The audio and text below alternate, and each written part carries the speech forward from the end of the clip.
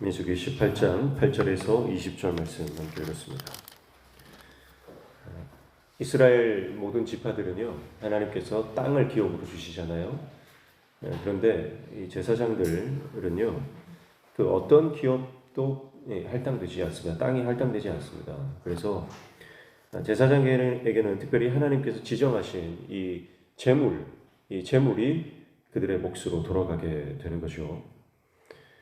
그래서 오늘 말씀은 제사장의 몫에 대해서 말씀을 하고 있습니다.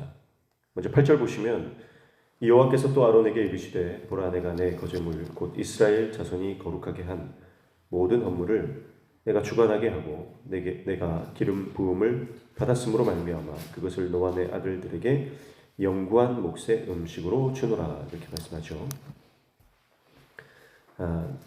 거제물 여기서 말하는 거제물은 곧 이스라엘 자손이 거룩하게 한 모든 헌물이라고 말씀을 하고 있습니다. 자, 거제라고 하는 것은 이렇게 들어 올리는 거잖아요. 그래서 제물을 하나님께 들어서 직접 들어 올려 바치는 것을 말하기도 하지만 오늘 말씀처럼 하나님께 드려진 모든 봉헌물을 거제물이다 그렇게 말씀합니다. 그래서 테루마라고 하거든요. 그래서 제사장은 하나님의 성소에서 자신들의 이 거룩한 직무를 감당을 합니다.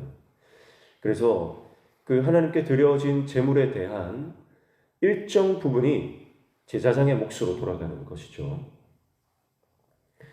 그래서 오늘 이제 마지막에 보시면 너와 내 아들에게 영구한 몫의 음식으로 주노라 이렇게 말씀합니다.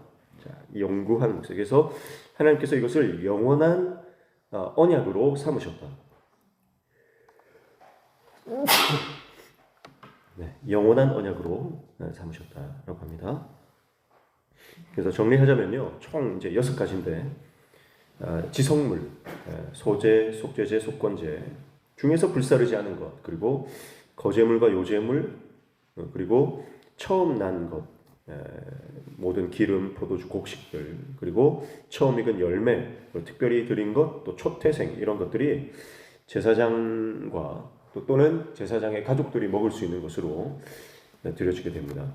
그래서 살펴보시면 9절, 10절은요 지성물에 관한 거예요. 9절 보시면 지성물 중에 불사르지 아니한 것은 내 것이라 그들이 내게 드리는 모든 헌물에 모든 소제와 속건제와 속죄 제물은 다 지극히 거룩한즉 너와 내 아들들에게 돌리리니 이렇게 말씀하죠. 자, 지성물 중에서 불사르지 아니한 그러니까 태우지 않은 부분들은 제사장의 몫으로 돌아갑니다. 지성물이 뭐죠? 지극히 거룩한 성물이라는 뜻이에요. 이것은 3가지입니다. 소제, 속건제, 속죄제. 이 3개는 하나님께 드리는 지극히 거룩한 제물로 드려집니다. 그래서 이것 중에서 소제 같은 경우는 제단에 이 소제 한 움큼을 태우죠. 소제는 곡식으로 드리는 거 아닙니까? 그러니까 한 움큼을 태우고 나머지는 제사장이 가져가게 됩니다. 그리고 속죄제와 속건제는요, 기름, 짐승의 기름과 그리고 내장이죠. 내장은 태워버려요. 나머지 고기는 제사장의 몫입니다. 그래서 이 소제, 속죄제, 속건제 이 중에서 태우지 않은 것들은 다 제사장이 취하게 됩니다. 그런데 이거는 제사장만 먹는 거예요. 가족들도 먹을 수 없어요. 오직 제사장만 먹는 겁니다. 근데 여기에서 이제 번제는 없죠. 번제는 왜냐하면 다 태워드리는 거잖아요. 번제는 온전한 헌신으로 완전히 다 태워드리는 것이기 때문에 제사장에게 돌아갈 몫이 없습니다. 번제는 여기서 제외된 것을 볼 수가 있어요. 그래서 10절에 보시면 지극히 거룩하게 여김으로 먹으라 이는 내게 성물인즉 남자들이 다 먹을지니라 그렇게 말씀했죠. 그 제사장들만 먹을 수 있다 이 말이에요. 그런가 하면은요 11절에 보면 가족들이 함께 먹을 수 있는 제물도 있어요. 자, 11절 보시면 내게 돌릴 것은 이것이니 곧 이스라엘 자손이 드리는 거제물과 모든 요제물이라 내가 그것을 너와 내 자녀에게 영구한 몫의 음식으로 주었은즉 내 집에 정결한 자마다 먹을 것이니라. 그렇게 말씀하죠. 그래서 하나님께서 바쳐진 거제물, 요제물이 있는데 이것은 이제 가족들과 함께 먹을 수 있어요. 그래서 제사장들이 자기 가족들이 있을 거 아닙니까? 가족들을 어떻게 부양하느냐? 바로 이 거제물, 요제물이 들어오면 그것을 가족들과 함께 먹습니다. 그런데 중요한 거는 뭐냐면 보세요. 내 집에 정결한 자마다 먹을 것이니라. 그렇게 말씀하죠. 정결한 자마다. 그러니까 하나님께 속한 그것을 가족들이 함께 나눠 먹기 때문에 정결해야 돼요. 거룩해야 됩니다. 쉽게 말하면요. 하나님의 말씀대로 살아야 된다는 거예요. 하나님의 말씀대로 하나님께서 명령하신 대로 율법을 준행하고 부정하지 않도록 자기 자신을 지켜야 한다는 것이죠. 목회자뿐만 아니라 목회자의 가족이 다 마찬가지입니다. 그래서 정결한 상태에서 이것을 먹을 수 있어요. 원망하거나 불평하거나 그런 상태로 이것을 먹을 수 없습니다.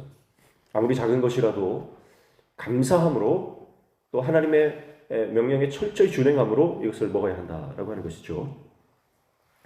그리고 12절부터 14절 보시면 이제 첫 소산에 대한 제사장의 몫을 말씀하고 있어요. 12절 보시면 그들이 여호와께 드리는 첫 소산 곧 제일 좋은 기름과 제일 좋은 포도주와 곡식을 내게 주었음즉. 자, 이것들은요, 기름, 포도주, 곡식 이런 것들을 이제 앞에서 말했던 지성물, 그러니까 소제, 속죄제, 속건제로 드리지 않고요. 11절에 말했던 거제물과 요제물로 드릴 수 있거든요. 그러니까 이제 11절부터 포함된다 이렇게 보시면 돼요. 어쨌든 여호와께 드리는 첫 소산, 여기서 말하는 첫 소산은 처음 수확한 것 중에서 가장 좋은 거예요. 무조건 처음 수확했다고 해서 바로 드리는 게 아니고요. 처음 수확한 것 중에서 가장 아름답고 가장 알찬 거 있죠. 그걸 하나님께 드리는 겁니다. 그래서 첫 소산인데 제일 좋은 기름이에요. 그리고 제일 좋은 포도주와 곡식이에요. 포도주 같은 경우는 처음 이제 포도주를 담궈서 발효해서 처음 나온 그 포도주를 말하겠죠. 자, 이거는 하나님께 드려야 돼요.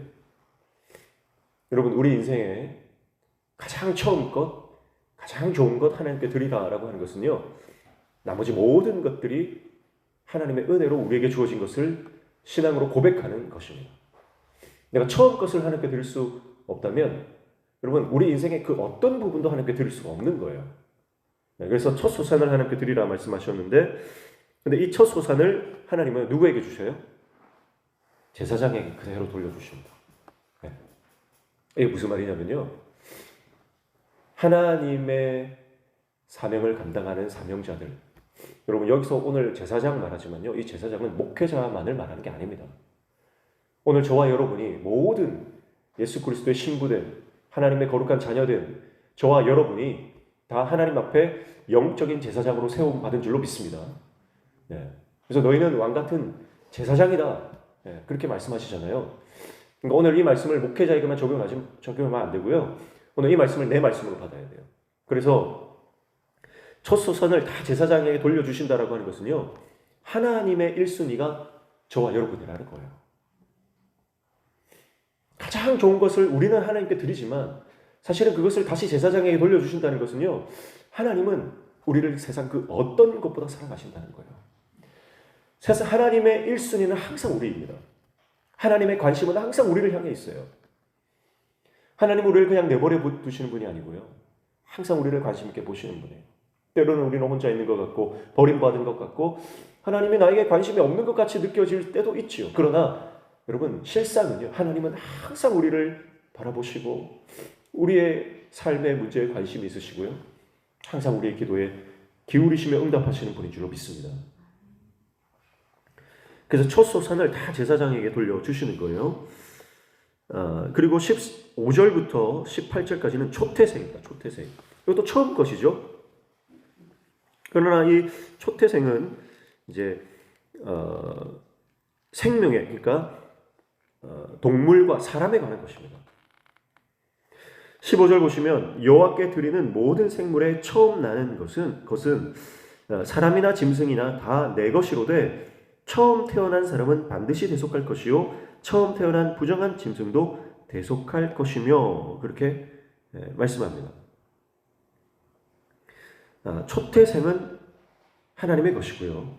그 초태생의 것을 하나님을 섬기는 제사장에게 돌려준다라고 하는 거예요. 그래서 16절 보시면 그 사람을 대속할 때에는 난 지 한 달 이후에 내가 정한 대로 성소의 세겔을 따라 은 5세겔로 대속하라. 한 세겔은 20게라이니라. 이렇게 말씀하죠. 자, 처음 것을요. 대속한다는 것은 하나님께 대속 제물로 드려야 되거든요. 그런데 사람을 드릴 수 없잖아요. 그러니까 사람은 은 5세겔로 대속하는 겁니다. 그러나 짐승은 어떻습니까? 짐승은요 17절 보십시오. 오직 처음 태어난 소나 처음 태어난 양이나 처음 태어난 염소는 대속하지 말지니 그것들은 거룩한즉 그 피는 제단에 뿌리고 그 기름을 불살라 여호와께 향기로운 화제로 드릴 것이며 그랬어요. 자, 처음 태어난 15절 마지막에 보면 처음 태어난 부정한 짐승은 대속해라. 부정한 짐승은요 대속제물로 드려야 됩니다. 그런데 부정하지 않은 정결한 짐승이에요. 처음 태어난 온전한 짐승들은 부정하지 않고 정결하기 때문에 대속제물로 드리는 것이 아니라 향기로운 화제로 드리는 거예요. 그게 17절이에요. 화제로 드리는 것도요. 이게 태워서 하나님께 드리는 건데 특별히 그 중에서 18절 보십시오. 그 고기는 내게 돌릴지니 흔든 가슴과 오른쪽 넓적다리 같이 내게 돌릴 것이니라. 그렇게 말씀하죠. 그러니까 흔든 가슴과 오른쪽 넓적다리 등은 태우지 말고 제사장에게 따로 구분해서 돌려줍니다. 이게 제사장의 몫이에요. 초태생, 처음 난 사람, 또 처음 태어난 짐승도 마찬가지로 하나님께 다 올려드리는 거예요. 그러나 그 올려드리는 그 제물을 일부 그 제사장이 취하도록 하나님께서 배려하십니다. 그래서 19절, 20절 요약이에요. 마지막 정리예요. 19절 보시면 이스라엘 자손이 여호와께 거제로 드리는 모든 성물은 내가 영구한 몫의 음식으로 너와 내 자녀에게 주노니 이는 여호와 앞에 너와 내 후손에게 영원한 소금 언약이니라. 그렇게 말씀하죠. 8절에 처음 이제 시작했던 말씀, 영구한 몫의 음식으로 준다 하는 말씀이 한 번 더 반복되죠. 영구한 몫이다. 그러면서 한 가지 그 개념이 추가되는데 그게 뭐냐면 소금 언약이라는 거예요. 자, 하나님께서 하나님을 섬기는 하나님의 종을 어떻게 책임지신다는 거예요? 형편이 되면 챙겨주신다는 게 아니고요. 영원히 책임지신다는 거예요. 영원히 책임지신다는 거예요. 그래서 그것을 소금 언약이라고 해요. 소금 언약은요. 소금이라고 하는 것은 변하지 않는 거죠. 부패하지 않게 만드는 거죠. 그래서 고대 근동 사회에서는요. 언약을 맺을 때 그 당사자들이 소금을 가운데 두고요. 맹세하고는 했습니다. 변하지 말자는 거죠. 그 소금을 두고요. 이 맹세가 우리의 약속이 우리의 약조가 변하지 않을 것이다. 영원할 것이다. 그래서 그것을 소금 언약이다 그렇게 불렀어요. 그래서 하나님은 그 개념을 가지고 오셔가지고요. 내가 너희 제사장들에게 맺는 이 언약이 영구한 몫으로 가는데 내가 이 소금을 두고 맹세한다는 거예요. 변하지 않는다는 거예요. 그래서 20절에 뭐라고 말씀하시냐면 이렇게 말씀하세요. 같이 읽습니다. 시작.